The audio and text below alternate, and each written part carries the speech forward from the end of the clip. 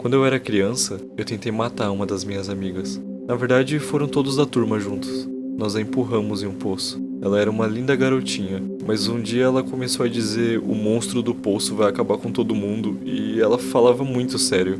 Pensando agora, foi só nossa imaginação nos enganando, mas naquele tempo estávamos apavorados com a história. Então pensamos entre nós, se nos livrarmos dela, o mundo será salvo.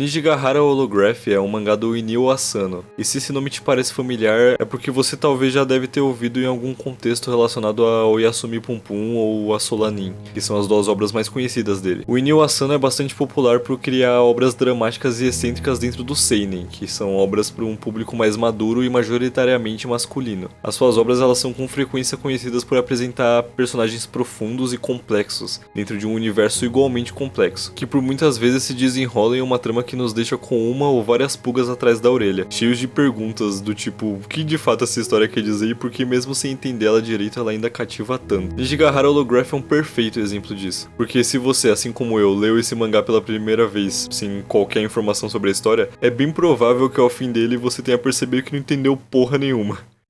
Bem-vindo ao clube. A verdade é que, apesar de muito enigmática, a obra não é um quebra-cabeça insolúvel, e após uma segunda leitura, mesmo que mais rápida, ela já começa a se tornar um pouquinho mais compreensível, e quanto mais você lê, mais as coisas fazem sentido. Claro que eu não tô te falando pra ler o mangá 10, 20 vezes seguidas pra tentar entender a história. Eu acredito que parte da graça da obra, assim como muitas outras do Inio Asano, tá justamente em se desligar dela após uma primeira leitura e deixar a trama amadurecer, ou mesmo se perder na sua cabeça antes de voltar a consumir. Na parte seguinte do vídeo eu vou fazer uma narração linear da obra, então sinta-se à vontade para parar a qualquer momento se quiser dar continuidade pelo material original.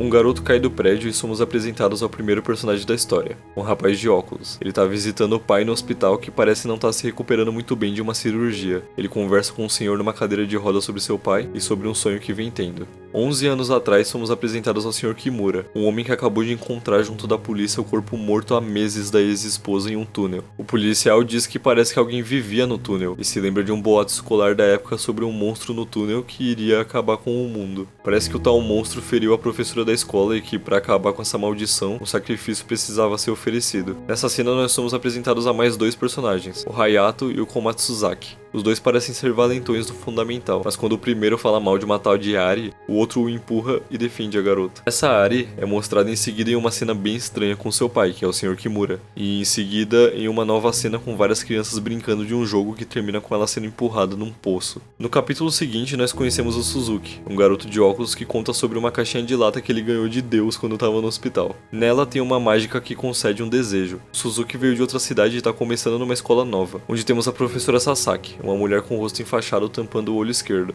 e ficamos sabendo por ela que o Suzuki estava no hospital depois de ter caído do telhado da sua antiga escola, ou talvez pulado dele.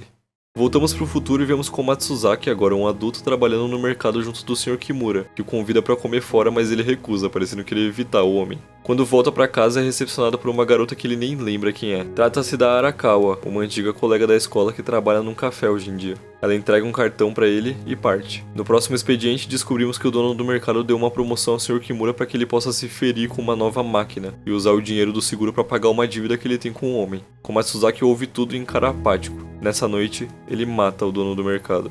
Vai à cafeteria e diz para que a Arakawa vá no dia seguinte para Nijigahara. Lá, depois deles se pegarem um pouco, ele sai andando em direção ao túnel sem dizer nada. Voltando no passado, a gente vê que a Arakawa sempre gostou do Komatsuzaki, mas que ele parecia tanto apaixonado pela Ari, quanto frustrado por não ter conseguido salvar ela de ser jogada no poço. No fim da aula, a professora Sakaki, eu chamei ela de Sasaki antes. No fim da aula, a professora Sakaki faz o Suzuki voltar junto da Narumi, uma garota da sala dele que parece ter algum sentimento por ele. Ela o convida para sua casa e ele aceita, mas os avanços dela em relação a ele mais tarde fazem com que o mesmo crie uma certa repulsa por ela. Enquanto isso, o grupo do Komatsuzaki Suzaki bulinava um garoto da sala, mas quando o primeiro pega uma faca para machucar o outro, o Hayato tenta impedir, dizendo que isso já era demais. Em resposta a isso, o Komatsuzaki corta o rosto dele, mas o Hayato, sem aceitar o novo comportamento, o acerta com um tijolo e joga no mesmo poço que a Ari. No futuro, a Arakawa tá frustrada porque o seu professor de artes vive pegando no pé dela, dizendo que seus quadros não têm emoção. Depois do trabalho no café, dois policiais, um deles o Hayato, abordam ela e o gerente perguntando sobre o Komatsuzaki, dizendo que ele tá sendo procurado por roubo e assassinato. Ela conta sobre a sua visita, mas não sobre o que rolou depois. Depois dos policiais partirem, ela pede pra ficar na casa do gerente. Lá ela fica bêbada e confessa que empurrou a Ari do poço junto das outras amigas quando mais nova, mas logo depois admite que só fez isso por inveja, porque o Komatsuzaki gostava da Ari. De volta ao passado, num dia de natação na escola, o Suzuki e a Narumi testemunham um dos professores tentando com todas as forças ser correspondido pela Sakaki. Ela nega, dizendo que não pode sair com alguém puro como ele, e ficamos enfim sabendo a verdade sobre as bandagens no rosto dela. Na primavera passada, ela viu uma aluna sendo abusada por um homem em Nijigahara. Ela tentou intervir, mas ele a atacou com um bloco de concreto. Ele fugiu, e mesmo que a garota não tivesse culpa de nada, a Sakaki não conseguiu evitar de nutrir rancor por ela.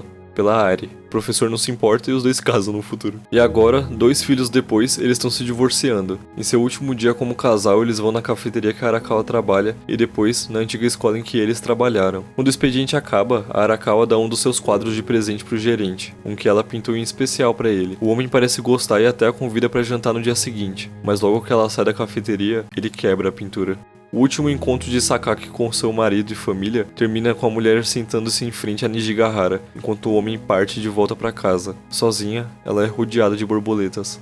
No passado, vemos um dia que o Takahama, o garoto que sofria bullying do grupo de Komatsuzaki, dedurou o Hayato por ter roubado o dinheiro dele. O professor da escola agride o garoto em punição e, numa reação estranha, o Suzuki vai até o Takahama e o confronta por isso, depois de ouvir de Narumi que, a princípio, o próprio garoto dava seu dinheiro para tentar ter amigos. O Suzuki literal tenta matar o moleque enforcado jogando ele da janela, mas a mãe do Takahama, a professora Sakaki e a própria Narumi intervêm. Mais tarde, vemos o Suzuki conversando com o futuro gerente da cafeteria, que até agora não tinha aparecido no passado na história. Não coloquei nessa parte do roteiro, mas o nome dele é Makoto. Eles estão conversando sobre a caixa que o Suzuki ganhou de Deus e que agora ele perdeu. O homem dá a ele um colar de presente, meio que pra compensar, e na sequência vemos que o gerente é o irmão da Narumi, e também que a relação deles não é a das melhores. No futuro, a busca pelo Komatsuzaki continua. Enquanto isso, a Arakawa vai ao jantar com o gerente. Ela pergunta se ele tá saindo com alguém e ele nega. A partir disso, uma lembrança vem à sua memória, uma que na verdade nunca saiu dela. A lembrança do seu primeiro amor, de quando ele tava no colegial. Essa pessoa era uma garota do fundamental. Ele a conheceu em Nijigahara. Ela estava chorando enquanto segurava um pingente de borboleta. Ele, em seus impulsos e desejos doentes, se encantou pela garotinha, pelas suas lágrimas, pelo seu jeito, pelo seu corpo. Ele conta que começaram um dia a escrever um conto sobre um lugar imaginário, conto esse que crescia cada vez mais conforme escreviam, mostrando a visão de mundo dos dois. Um dia, uma bela garota que predizia o futuro chegou à cidade. Ela profetizou que um monstro no túnel traria calamidade para o mundo. A garota, na verdade, era um mensageiro enviado por Deus, mas os moradores temiam a sua existência, então a decapitaram e ofereceram ao monstro. A história que os dois estavam escrevendo não acabava por aí. A garota continuou escrevendo, mas a essa altura, não era mais da história que o Makoto queria saber.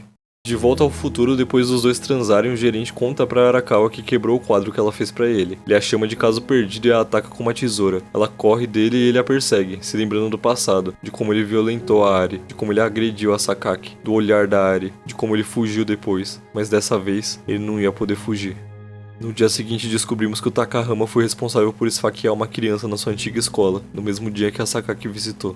No passado, a família do Suzuki vai se mudar de novo, e na escola, ele tá sendo ignorado pelos colegas, e a gente descobre que a professora também tá indo embora, no ano seguinte. O Suzuki parece irritado com a atitude dos seus colegas porque isso lembra da sua última escola, em que a mesma coisa aconteceu, e de uma partida de um jogo que ele terminou sozinho, o que o levou a se jogar no terraço dela. O Suzuki surta e começa a jogar as coisas pra tudo quanto é lado na sala de aula. A Narumi quebra então o voto dos colegas e o abraça pedindo desculpas. Quando pela primeira vez ele demonstra comoção ao sentimento dela, ele já a convida pra ir embora junto dele nessa noite. Eles se encontrariam em Nijigahara e fugiriam juntos, mas quando ele chega lá, encontra o irmão dela e descobre que o homem incendiou a própria casa, com os pais e a Narumi dentro. Suzuki sai andando e desmaia na nevasca.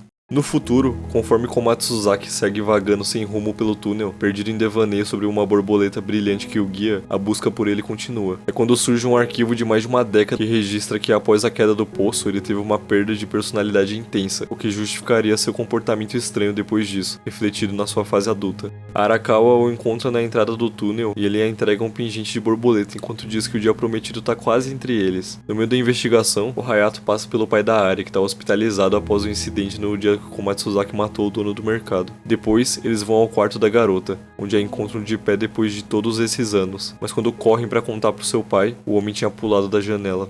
No passado, é o dia da graduação, e nesse dia, o Suzuki vai visitar a Ari no hospital, e lá tem a sua caixa devolvida por uma figura misteriosa. No quarto da garota, o Komatsuzaki surge dizendo que ainda não é hora de acordar, e na sala de Suzuki, a professora Sakaki anuncia a saída de ambos.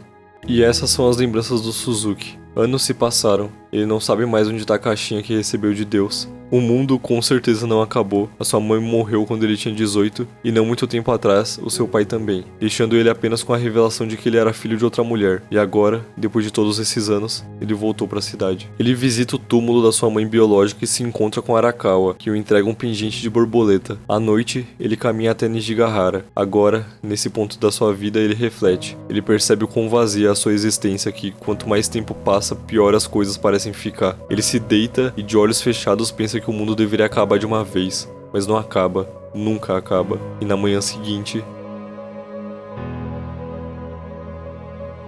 finalmente nos encontramos. Eu posso ver tudo o que acontece no mundo. Você não precisa mais sofrer. Tudo está perdoado.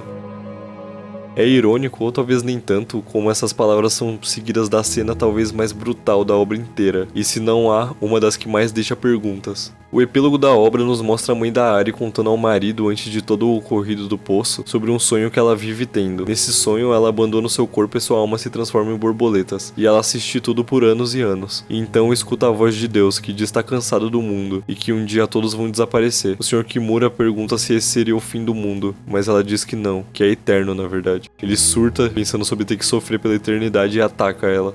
No fim, temos uma cena onde o Suzuki criança, que está hospitalizado por conta da queda do telhado, recebe uma caixinha de um senhor. A obra acaba e acompanha o sentimento. Aquele sentimento de que porra foi essa que eu acabei de ler? Bem... Se eu dissesse pra vocês que eu entendi a obra na primeira vez que eu li, eu estaria mentindo. A verdade é que Nijigahara Holograph é confuso pra caralho, e é justamente isso que faz a obra ser tão interessante. E se você espera a esse ponto da obra que eu te explique tudo, com detalhes do que rolou e sobre o que de fato ela é, te dê uma resposta exata, eu sinto muito. Eu não sou cara de chegar aqui e dizer acalme-se criança, eu te explico tudo. Francamente ainda tem muitos pontos que eu tô tentando ligar até hoje. O que eu posso te oferecer são algumas suposições e interpretações e o campo de comentários pra você deixar a sua suposições, interpretações, conclusões, iões, enfim, bora lá. Primeiro de tudo, eu acho que é válido considerar que toda essa história de monstro do poço e esses momentos mais visuais com as borboletas e os momentos mais místicos, também visuais ou textuais, são todos essencialmente subjetivos. O que eu quero dizer é que não existe monstro, não existe personagem virando borboleta ou comendo borboleta ou whatever. Tudo isso é uma forma de tratar algo dentro da história. Nós mesmos vemos que essa história do monstro no final foi só uma válvula de escape da Ari com o filho da puta com o Makoto da situação que ambos viviam. Em contraponto a isso, também tem uma questão que não parece ser subjetiva. No início da obra, o Suzuki diz ter recebido uma caixinha de lata de Deus, e no final vemos a sua versão adulta levar a sua versão criança até aparentemente a sua versão idosa para que esse entregue pra ele a caixinha de lata. E se aquilo que a mãe da Ari diz no epílogo for verdade, a gente pode concluir algo disso. Tudo é um loop.